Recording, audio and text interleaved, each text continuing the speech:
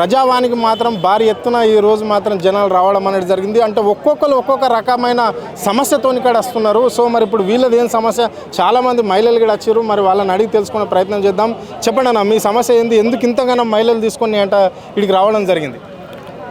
మన తెలంగాణ రాష్ట్ర ముఖ్యమంత్రి గౌరవనీయ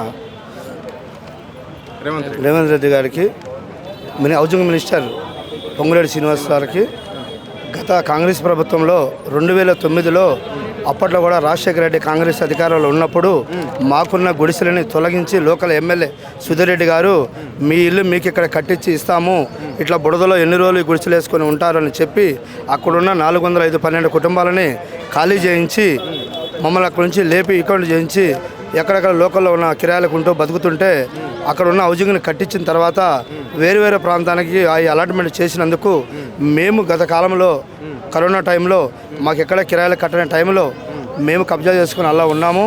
ఇప్పుడు అదే ప్రభుత్వం మళ్ళీ కాంగ్రెస్ ప్రభుత్వమే కాబట్టి మమ్మల్ని లేమని చెప్పి మాకు కొంచెం ఇబ్బంది జరుగుతుంది. కాబట్టి మా ఇల్లు గత ప్రభుత్వం తీపిచ్చింది వాళ్ళే ఇప్పుడు ఉంచమని చెప్పి కోరుకుంటుంది కూడా వాళ్ళని మేము అదే వేడుకుంటున్నాము. రాష్ట్ర ముఖ్యమంత్రి గారికి, హౌసింగ్ మినిస్టర్ పొంగులేటి శ్రీనివాస సార్కి మేము ఇది ఒకటే కోరుకుంటున్నాము. అంటే ఇప్పుడు మీరు ఏ ఏరియా, అది ఎక్కడ ఉంటుంది? గట్టు నందనవనం ఏరియా సార్, నందనవనం. అంటే ఇప్పుడు ప్రభుత్వం వాళ్ళు మీరు ఈ ఏరియా కాల్ చేసి పోవాలని చెప్తున్నారా? అంటే మాకు కలెక్టర్ నుంచి, ఆర్డీఓ నుంచి, ఇట్లా డిపార్ట్మెంట్ నుంచి వస్తుంది. కాంగ్రెస్ ప్రభుత్వం మీకు ఇల్లు అక్కడ గుడిసెలు వేసుకోవడానికి పర్మిషన్ ఇచ్చింది.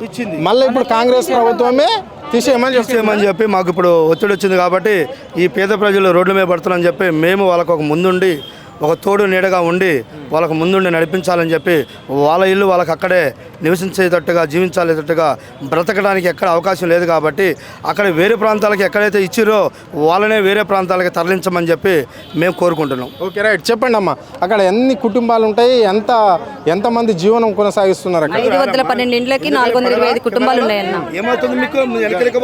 425 కుటుంబాలు ఉన్నాయి. గత ప్రభుత్వం నుంచి మేము గుడిసెలు వేసుకున్నప్పటి నుంచి గుడిసెలు తొలగించిన తర్వాత ఇల్లు కట్టించి ఇస్తామని చెప్పారు. గుడిసెలు కట్టిస్తామన్నాక మేము వెళ్ళిపోయి వేరే కిరాయి ఇండ్లలో ఉన్నాము. కిరాయి ఇండ్లలో ఉన్న తర్వాత మళ్ళీ ఇల్లు కట్టించిన తర్వాత వేరే వాళ్ళకి అలాట్ చేశారు. వేరే వాళ్ళకి అలాట్ చేస్తే మేము గత 30 సంవత్సరాల నుంచి ఇక్కడనే ఉంటున్నాము. ఆధార్ కార్డు కానీ, రేషన్ కార్డు, ఓటర్ ఐడి, ప్రతి ఒక్క పిల్లలు ఇవన్నీ ఇక్కడే ఉన్నాయి.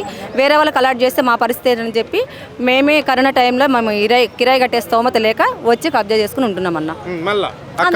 అంటే ఆ ఇండ్లు కట్టించిన ఇండ్లలో అంటే బీఆర్ఎస్ ప్రభుత్వం కట్టించిందా, కాంగ్రెస్ ప్రభుత్వమే? మాకు చెప్పింది కూడా కాంగ్రెస్ ప్రభుత్వమే, ఇప్పుడు చేసేది కూడా కాంగ్రెస్ ప్రభుత్వమే. కాకపోతే ఏంటంటే ఖాళీ చేపించడం అంటే మాకు నోటీసులు వచ్చినాయి అన్న.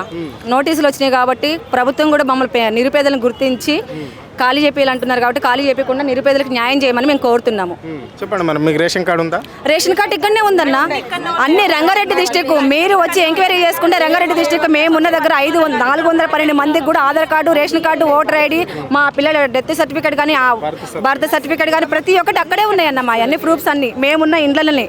ఇప్పుడు ఏదైతే గత ప్రభుత్వం మీకు నోటీస్ పంపించింది అంటున్నారు, కాదు కూడా ప్రభుత్వం మీరు కాల్ చేయాలని చెప్పింది అనుకో, మీరు ఏం చేయాలనుకుంటున్నారు? మేమైతే ఖాళీ చేయమన్నా. మేము ఖాళీ చేయము. మేమున్న ఇంట్లో మాకే కావాలి. ఎందుకంటే మాకు కిరాయి కట్టుకునే స్తోమత లేదు. గత 30 సంవత్సరాల నుంచి మేము అక్కడనే ఉంటున్నాం. చూడండి కొంచెం లోకల్ ఎవరు అన్యాయంగా ఎవరు వస్తున్నారు. డీడీ కట్టిన వాళ్ళు ఏమైనా, డీడీ కట్టిన వాళ్ళు ప్రభుత్వంలో పనిచేసే వాళ్ళు డీడీ కట్టుకుంటున్నారన్న. మాకు ఆ స్తోమత కూడా లేదు. డీడీ కట్టుకునే స్తోమత కూడా లేక చాలా మంది ఉన్నారు. నిన్న ఒక ఆవిడకైతే నోటీసులు వస్తే తట్టుకోలేక యాసిడ్ తాగిందన్న. యాసిడ్ తాగింది.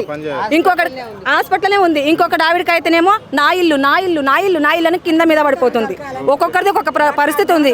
కొంచెం ప్రభుత్వం కూడా మమ్మల్ని గుర్తించి మాకు కొంచెం నిరుపేదలకు న్యాయం చేయమని మేము కోరుతున్నాము. చెప్పండి అమ్మా, నీ పేరు? సార్, నా పేరు శ్వేత. అన్ని ప్రూఫ్లు అయితే ఉన్నాయి. వాళ్ళకి మాత్రం ఇండ్లు వచ్చినాయి సార్. నేను ఇక్కడనే అన్ని ప్రూఫ్లతో ఉన్నాయి. రేషన్ కార్డు ఉంది, ఆధార్ కార్డు ఉన్నాయి. నాకు ఇల్లు లేని పరిస్థితుల్లో వచ్చి ఉంటున్నా. కాకపోతే కాల్ చేయండి అన్నట్టు ఇప్పుడు ఒత్తిడి చేస్తున్నారు. పోలీసు వాళ్ళు ఫోన్లు చేస్తున్నారు. నేను ఫోన్ పరిస్థితిలో ఉంది సార్. మా ఆయన ఆటో నడుపుతారు. నేను ఏం చేయలేను. నాకు 2 చిన్నపిల్లలు. వేరే దగ్గరికి వెళ్ళాలంటే నేను స్కూల్ ఫీజు కట్టలేను, ఇంటికి రెంట్ కట్టలేను సార్. నా ఇల్లు నాకే కావాలని నేను పోరాటం సార్. ఇట్లా హెచ్ఆర్స్లో వేసినా కానీ, ఎక్కడ వేసినా కానీ పనిచేస్తలేవు సార్. ఎందుకు అంటే వాళ్ళ ప్రభుత్వం ఉంటేనే పని చేయవా సార్? మళ్ళీ అంటే మేము అంటే గవర్నమెంట్ ఎందుకు ఉంది, మేము ఎన్ని కేసులు వేసుకున్నా కానీ ఏం చేసినా కానీ మా ప్రభుత్వం ఉన్నప్పుడు ఈ అమ్మా, ముందుకు ఇది మహిళల ప్రభుత్వం, ఇందిరమ్మ రాజ్యం, మహిళలకు ఎలాంటి ఇబ్బందులు లేవు అంటే మహిళలకు అడిగినవన్నీ ఇస్తున్నాము అంటే సన్న బియ్యమే కావచ్చు, లేకుంటే సబ్సిడీ గ్యాస్ కావచ్చు, గృహజ్యోతి పక్షం అవి అయితే నాకేమీ రాలేదు సార్. నాకు చూపెట్టండి సార్, నాకేమీ రాలేదు సార్. మరి ఇల్లే కావాలి కదా సార్ నాకు ఉండడానికి, నాకేమీ రాలేదు. ఇందిరమ్మ పథకాలు అన్నారు, ఏ పథకాలు నాకు చూపెట్టండి సార్. నాకు ఏ పథకాలు అయితే లేవు సార్, ఇంతవరకు ఏ పథకాలు తీసుకోలేదు. మేము కూలీ చేసుకొని బతుకుతున్నాం సార్. మేము 2500 అసలే ఎక్కడ సార్ మళ్ళీ ఎక్కడ ఇచ్చిరా వస్తలేదు సార్, వస్తలేవు. ఆటోలకి గిరాకీ లేకుండానే ఇంటికాడ ఉంటున్నాం సార్. ఆయనకు 12,000 ఇచ్చారు కదా, 7 ఇచ్చిరు సార్. ఆటో గిరాకీ లేక ఇంటికాడ కూర్చుండి సార్. అంటే వాళ్ళకి ఇట్లా సర్చ్ అవుతుంది, కిరాయి కట్టాలి మేము. ఇలాంటి పరిస్థితులు చెప్పమండి. సార్ నా పేరు ఇంద్ర సార్. ఇండ్లు లేనోళ్ళు అంటారు కదా, మొత్తం ఇప్పుడు ఇండ్లు బెనిఫిషియర్లకి ఒక్కొక్కరికి ఒక్కొక్క జాబ్ ఉంది, కార్లు ఉన్నాయి, ఒక్కొక్కరికి మంచి జాబ్ ఉండడానికి ఇల్లు ఇస్తారా సార్? పేద ప్రభుత్వానికి పేదలను చూసి గుర్తించారా sir Revanth Reddy sir? Ration కార్డులు ఇస్తున్నాము, మీకు 2500 ఇస్తున్నాము, మీ హ్యాండిక్యాప్. నేను రోజు ఇంతవరకు రేషన్ కార్డే లేదు నాకు. మీరు వచ్చి పోలీసు వాళ్ళు వచ్చి మీరు ఇల్లు కాల్ చేయాలని ఊకొచ్చి వేధిస్తుంటే రోడ్డు మీద ఎట్లా బతకాలా సార్ మేము? ఇలా పూట పని చేసినే పూట గడుస్తుంది. ఈరోజు అందరు ప్రజలు పొద్దున్నే 3 గంటలకు లేచిపోతారు పనులకు. ఆ పని చేసినే రాత్రికి వచ్చి అన్నం తింటారు. ఈ సారు అసలు రేవంత్ రెడ్డి సారు అసలు ప్రజలని, పేద ప్రజలని ఎవరిని గుర్తిస్తలేడు. ప్రజా ప్రభుత్వం కదమ్మా, ఇప్పుడు నీకు 6,000 పెన్షన్ ఇస్తున్నాడు. 6,000 ఏడేస్తుంది సార్, 4,000 కింద మీద అవుతున్నాడు ఆయన. ఏడో సార్ ప్రభుత్వం మళ్ళీ సార్ రానే రాదు. ఇప్పుడు ఉన్నాయి కదా స్థానిక సంస్థల ఎన్నికలు, రానే రాడు.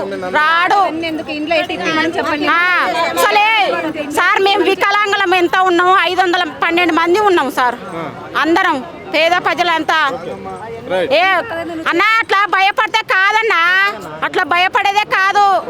అర్థమవుతుందా? నేను తప్పుగా మాట్లాడుతున్నాను.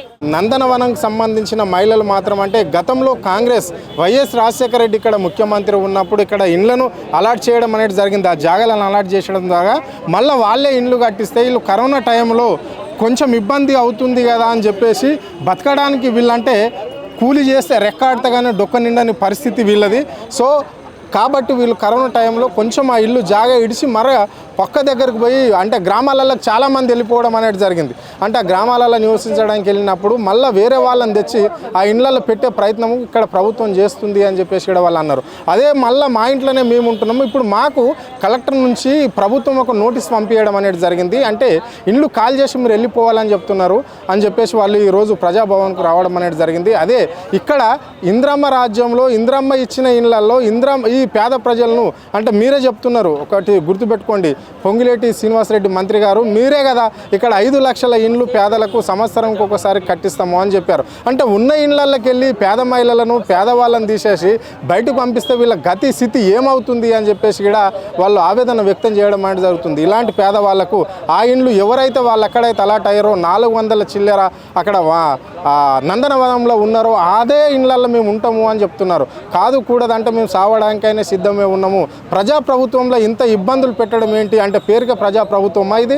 అంటే మా పేదల ఇండ్లు గుంజుకోవడమే ఇలా లక్ష్యమా అని చెప్పేసి కూడా వాళ్ళు ప్రశ్నించడం అనేది జరుగుతుంది. ఇలాంటి వాళ్ళకి ఇప్పుడు కాదు, దాదాపుగా ఎవరో బీఆర్ఎస్ ప్రభుత్వం కట్టించిన ఇండ్లు కావవి, కాంగ్రెస్ ప్రభుత్వం కట్టించిన ఇండ్లనే 30 ఏళ్ళ నుంచి కూడా అక్కడనే జీవనం సాగిస్తే 20 ఏళ్ళ నుంచి వాళ్ళు ఇల్లు కట్టించింది కదా ఈ ప్రభుత్వం అని ఉంటే వాళ్ళని కాల్ చేయడం ఏంటి అంటే బిక్కుమని బతుకుతున్నాము అని చెప్పేసి కూడా వాళ్ళు చెప్పడం అనేది జరుగుతుంది. ఇదే వైఖరి ప్రభుత్వం మార్చుకోవాలి, మా ఇండ్లు మాకు పట్టలు ఇవ్వాలని చెప్పేసి కూడా వాళ్ళు డిమాండ్ చేయడం అనేది అయితే జరుగుతుంది. కెమెరా పర్సన్ ప్రవీణ్తో అరుణ్, ఆద్య టీవీ, హైదరాబాద్.